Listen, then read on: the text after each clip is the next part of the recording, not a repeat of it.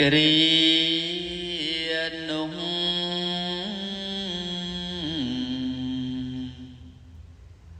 សហបតីព្រំជាអី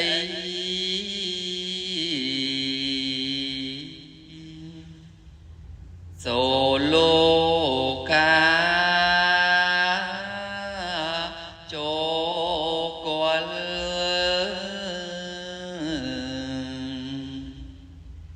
ព្រះសង្ឃស្ដាលើកហាត់ថា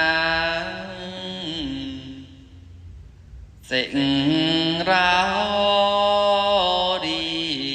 បហើយពោលពាក្យទូលថាខ្ញុំកង្រណា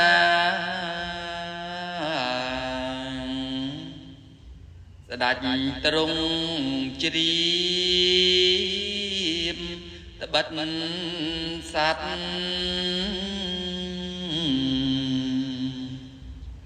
អន្តនទីបទុពលភា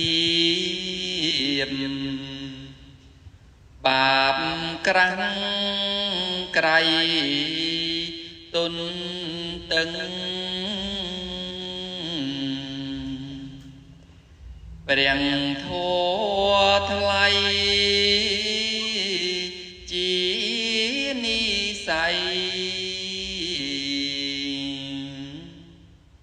បញ្ច័យច្បាំងអីលើទ្រង់បានត្រាំងត្រេងអរណាំងពុំកន់តើយសត្វខ្លាំង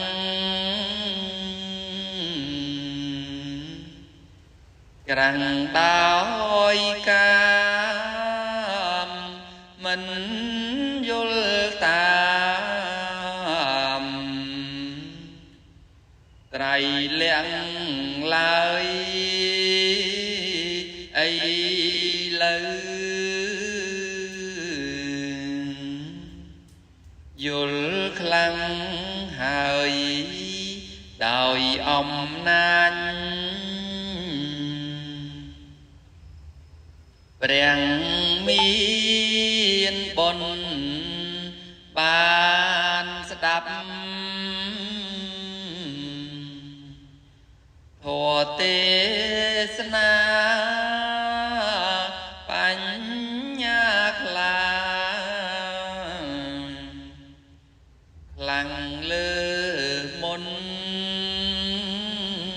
សូមព្រះដ៏មានបុណ្យទ្រង់និមន្តប្រោងទេ